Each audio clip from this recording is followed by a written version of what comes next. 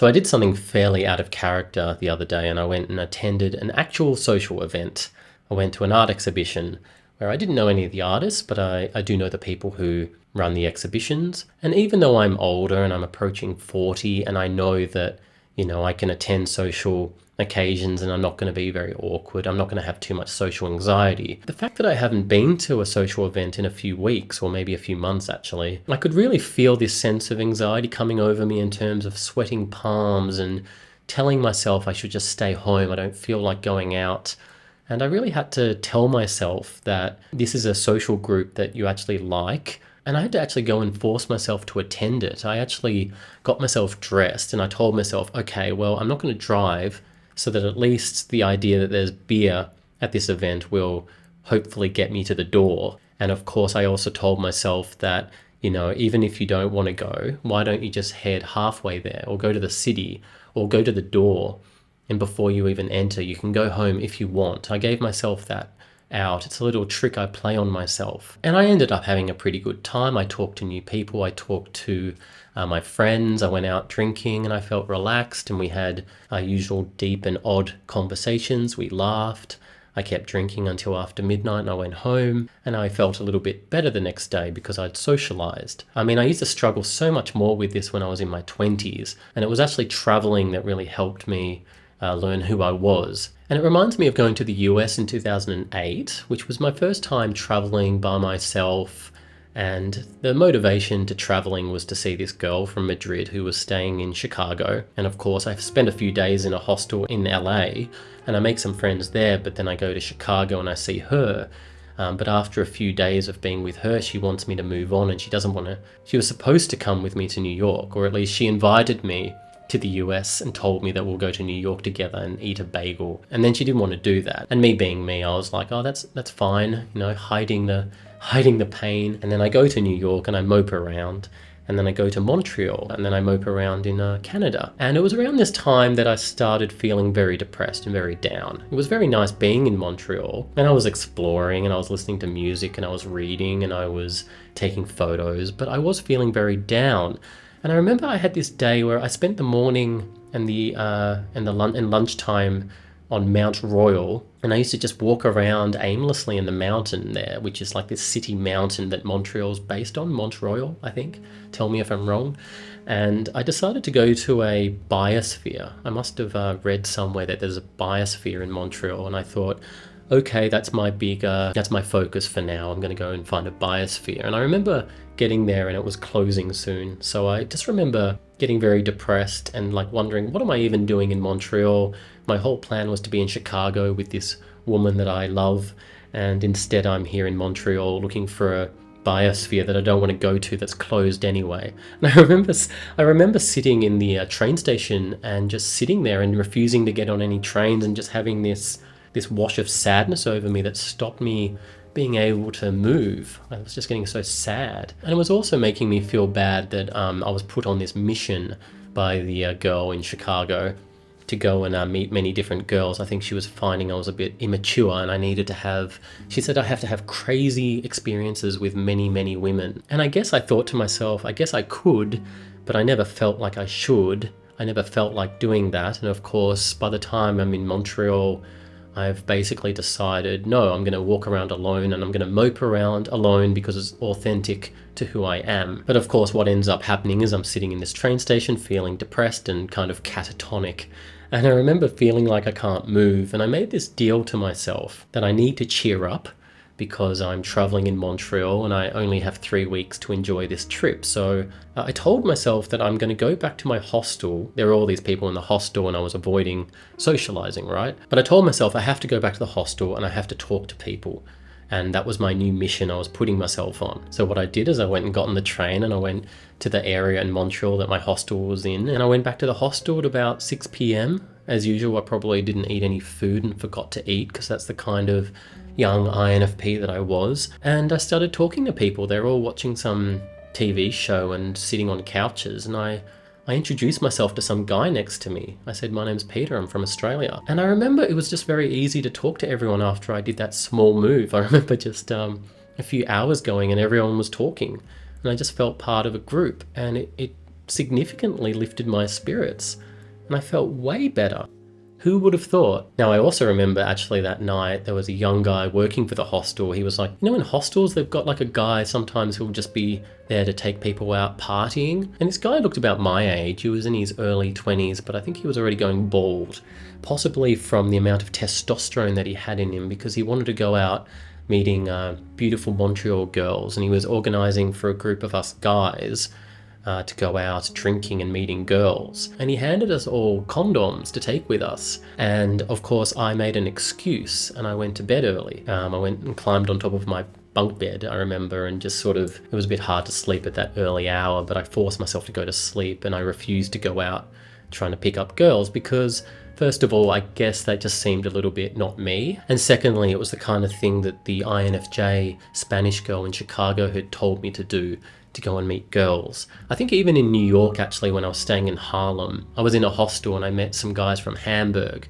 which is funny because the Spanish girl, the Spanish INFJ in Chicago, I actually met her in Hamburg. But anyway, I was in New York in this hostel. This is just before I went to Montreal. And I was also invited to a party. The guys from Hamburg liked me, and they said we're all drinking in our hostel room and there's some girls there. And the girls smiled at me, and I said no, and I walked around Central Park at 1 a.m. instead. And I actually used it as an opportunity to clip my fingernails from memory. I actually took a pair of fingernail clippers and I took them with me because I was embarrassed about clipping my nails in a hostel. So I went to Central Park at night and I clipped my nails there. There's something you needed to know. Anyway, that's why in Montreal, once again, I didn't go out that night and I went to bed early. But I guess what I'm trying to say, it was at that time in Montreal where I really remember the importance of forcing myself to socialize.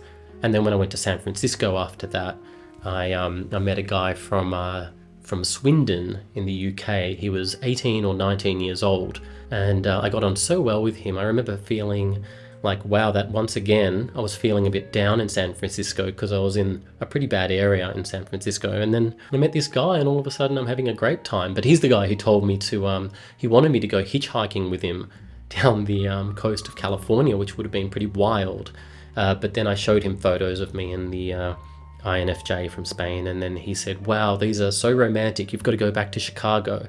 So I did that instead. But on later trips when I went and traveled by myself, like in Europe in 2010, I also struggled a lot with negative self-talk and feeling social anxiety, and I would go to hostels and I didn't want to talk to people. And I remember even in Paris, where I was feeling quite down and quite depressed, I felt like even though I was in Paris, and it's great to go to Paris, I was 25 years old, I think, and I felt a lot of guilt that I was in Paris because I knew a lot of people go to Paris, and I felt like people were going to accuse me of being a boring person because I saw the Eiffel Tower. And whenever I would see the Eiffel Tower in the distance, I would shield my eyes from it so that I could say that I never saw the Eiffel Tower when I was in France, and no one could accuse me of being mainstream or lamestream, which is the scientific term. I mean, this is how pathetic I was as a young guy. I'm not saying I'm not pathetic now, and I still have a lot of these same paranoid thoughts, but they really did seem to manifest really badly at this time, I remember. And the more journaling I did, the worse I felt because I was ruminating in my journaling about these thoughts I had. If I actually look at I had different journals I used to keep, but I had a certain journal just to write all of my negative thoughts in, which I don't know, maybe some therapists say it's good, but I was just ruminating in it. I just remember all the way to Paris. I was in a train from Rotterdam, or I went to Dordrecht, which is my namesake, and then I went from Dordrecht to Rotterdam to through Belgium to Paris. And I was moping around in Paris, and then one night I'm walking around aimlessly in Montmartre, and it's all beautiful, but I'm still feeling a bit down. And I remember back to being in Montreal, another sort of Frenchish place, and I remember it was like day 3 in Paris, just before I went to Lyon. I remember going into the underground 19th century sewers of Paris, thinking at least no one can accuse me of enjoying my trip in Paris. And I remember leaving the sewers and feeling like that wasn't the best use of my time. I remember feeling like I was smelling bad and I had flies chasing after me, and I went back to the hostel and I showered, and then I went and walked around in Montmartre, and I went to Sacré-Cœur, and I started feeling bad again, and I decided I have to go back to the hostel and talk to people. And so that's what I did. I went back to the hostel and I talked to a guy from San Antonio who was this friendly Texan dude who was learning Mandarin and was very interesting and had funny stories. There was a guy from China who was a pretty jolly guy as well, and he was traveling by himself. And there was a cool woman in her 40s who was cycling around France, and she was from Portland, Oregon. And I just talked to all three of these people and my mood immediately lifted, and once again it worked. I actually enjoyed my last night in Paris, and then I went for a midnight walk and I felt quite a lot better as well. And then after that experience in Paris, I had all sorts of great situations where I was able to make new friends. In Lyon, I went and talked to the Algerian French guy who was running the hotel. When I was in the Czech Republic, I went to Olomouc and I was in a hostel run by some Australians, and I made some good long-term friends as well there, like a girl from Britain, and we stayed in touch, and she visited me years ago in Melbourne. And when I was in Milan for one night, I went back to the hostel after feeling depressed around the station area of Milan, and there was this ENTP girl from Singapore, and she was like fantastic to talk to as well. And then when I went to Sweden, in Stockholm, I made friends with this INFP model from Holland, which was really odd, but we're still friends to this very day. When I went to Riga, I went out and did the same thing. I got punched by a Russian in an underpass, and I felt a bit sad. I walked out, it was raining really heavily, and I hadn't eaten in ages. And so I go in the underpass to go from the old town to the supermarket, and some Russian guy in an army jacket with a bottle of vodka is yelling at me, and I said "niet" because I'm an idiot, and then he punched me to the ground and I ran off.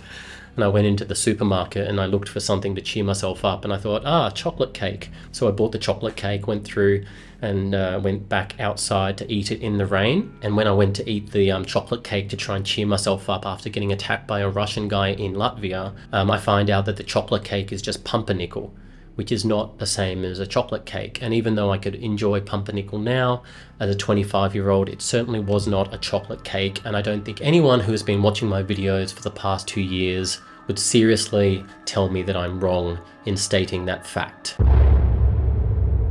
And yeah, basically what happened at the end of that night is I went back to the hostel feeling sad, but a guy from New Delhi took me out to a local Latvian restaurant where he tried to pick up girls, but luckily we brought along a guy called Tom from the Netherlands, and he was a better friend for me, and we had a great night out. And I went back to my hostel once again feeling like I was socializing and feeling a lot better as a result. But anyway, those are just some stories of me forcing myself to socialize and why I did it, and how, especially when traveling, it can be a wonderful experience and it can really make you feel better about yourself. And then even when you are alone and you're not socializing much, it can be nice to reflect on those social occasions, and it makes you feel better about yourself and your ability to socialize. And yeah, it's just a good balance to have, and sometimes you have to force yourself to do it. Just like people who socialize maybe too much have to probably train themselves to be alone and live with their own thoughts as well. I guess it's just a balance. But anyway, let me know your thoughts in the comments. Have you had similar experiences to me? If you're an INFP particularly, do you find it's helpful to step outside of yourself and look at yourself like a fly on the wall as an abstract figure, like some archetype in a play? Does that help you socialize, and do you feel that it's kind of validating and helps you feel less alien? Obviously, there's a lot of bad social situations you can find yourself in if you're not careful. I think it's very important to have very strong limits on the types of people that you do socialize with and have a very strong vetting system. But I think INFPs often have a natural, strong vetting system. At least I like to think that they do. But anyway, let me know your thoughts on this topic, no matter what personality type you are, and yeah, I'll see you next time.